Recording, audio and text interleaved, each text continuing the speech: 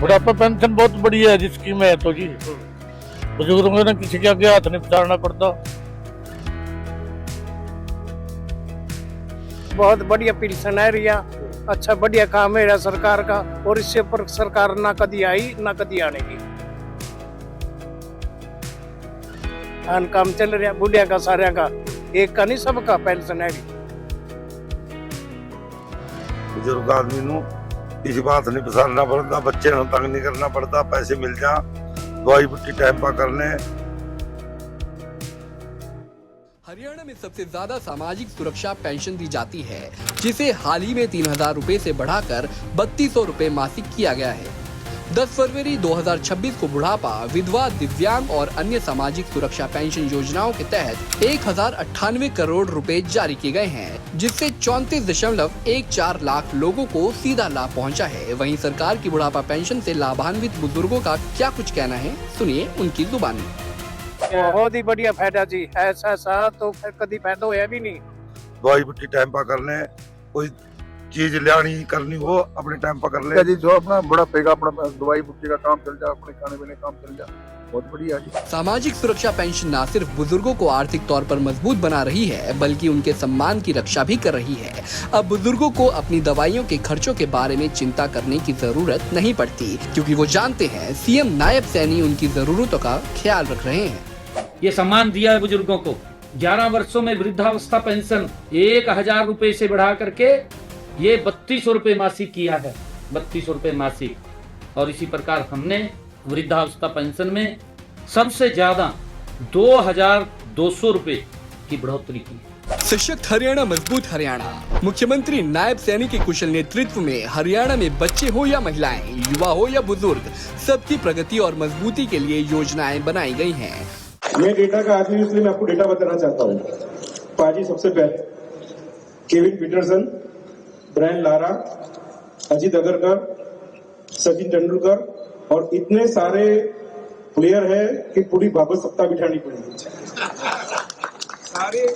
सारे player retire होने के बाद अच्छे प्लेयर वो अच्छे गोल्फर बन जाते हैं, इसलिए गोल्फ का फ्यूचर भारत में बहुत ब्राइट है। क्योंकि मैं 6 साल बीसीसीआई में रहा, अभी आईसीसी में हूं। क्रिकेटर इतने अच्छे निकल रहे हैं, इसलिए गोल्फर भी अच्छे ही मिलेंगे आपको, उसका मेरा वादा है।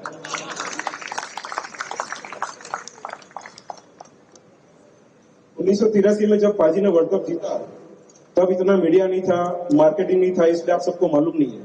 लेकिन एज ए क्रिकेट फैन और अभी एडमिनिस्ट्रेटर, उनकी क्या वैल्यू है मेरे को मालूम है।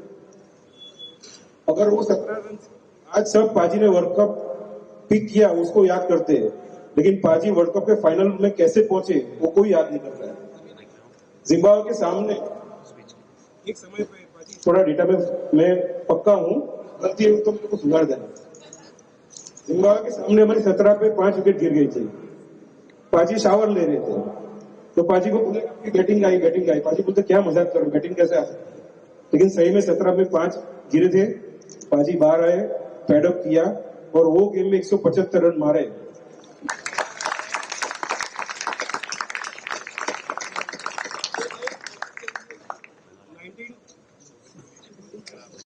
हमने 183 रन मारे।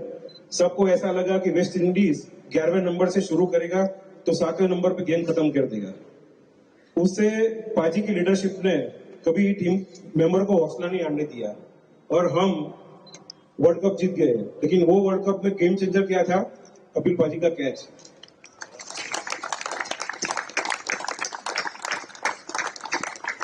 अब कोरिलेशन कैसे होता है कि 17 पे 5 1983 में और 33 पे 4 मेलबोर्न में इंडिया और पाकिस्तान में, वो सबको याद होगा कि विराट ने रन मारे थे, हार्दिक ने रन मारे थे।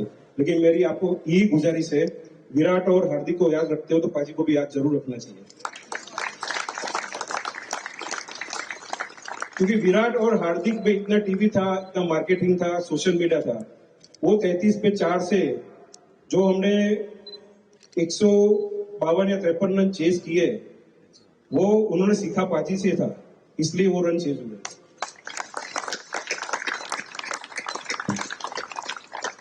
और मैं इस मंच के माध्यम से, जब मैं बीसीसीआई में था, तब हमने बहुत सारे स्पोर्ट्स को मदद किया। पाजी आपने मेरे को इधर बुलाया है, तो बीसीसीआई और आईसीसी की ओर से आपको कोई भी मदद का जरूरत पड़े तो मदद करने के लिए आपको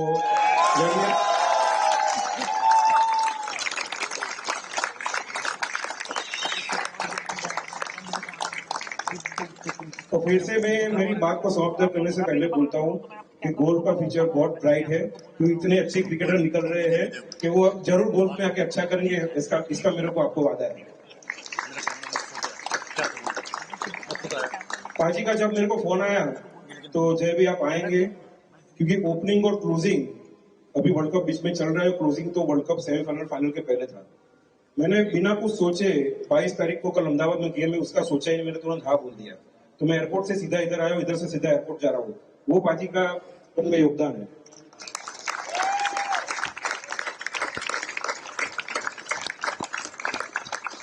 जब मैं बीसीसीआई का सचिव बना तब पाजी को मैंने फोन किया, पाजी आपसे सलाह मशवरा करना है। तो पाजी मुंबई मेरे को मिलने आए, तो उसका मेरे को इतना आनंद हुआ और उन्होंने मेरे को इतना ही बोला कि पाजी जय इतना करो कि ये जो रणजी ट्रॉफी के बच्चे खेल रहे हैं उसकी फीस बढ़ाओ। तो मैंने पाजी को इतना ही बोला कि पाजी फीस तो मैं बढ़ाऊंगा लेकिन थोड़ा ठीक ठाक करूंगा, क्योंकि आपने बोला तो मैं छोटा तो नहीं। तो मैं आपको बताना चाहता हूँ कि पाजी ने मेरे को दुगनी फीस करने को बोली थी, हमने 10 गुना फीस की। एवरेज साल में 50 लाख वो अपने घर पे ले जाता है, और जैसे जैसे मीडिया राइट्स आगे बढ़ेगा वो 1 करोड़ रुपया पर ईयर भी घर पे ले जाएगा। वो रणजी ट्रॉफी का कमाल। लेकिन इसमें पाजी का बहुत महत्वपूर्ण योगदान है। और मेरी वाणी को विराम देने से पहले पाजी 2024 में बारबाडोस में, आपको याद होगा कि जब इंडिया सेमीफाइनल में पहुंचा, मैं तो बीसीसीआई में था, मैंने आपको बोला था पाजी आपको आना पड़ेगा, आपने कमिट भी किया था, टिकट भी हो गई थी, आखिरी मौके पर आप आ नहीं पाए, लेकिन अहमदाबाद में मेरे को मना मत करना। क्यों, जब कभी कभी लक भी मैटर करता है, तो आप आएंगे तो पक्का रिजल्ट हमको जो चाहिए वो मिल जाएगा। फिर से आप सभी का बहुत बहुत धन्यवाद। जय हिंद, जय भारत, वंदे मातरम। से निकल के यहाँ पर आए हो और अच्छा लगता है, और इसलिए अच्छा ज्यादा लगता है कि आप क्रिकेट को हैंडल कर रहे हो लेकिन दूसरे स्पोर्ट्स वालों को भी मदद करने के लिए तैयार हो।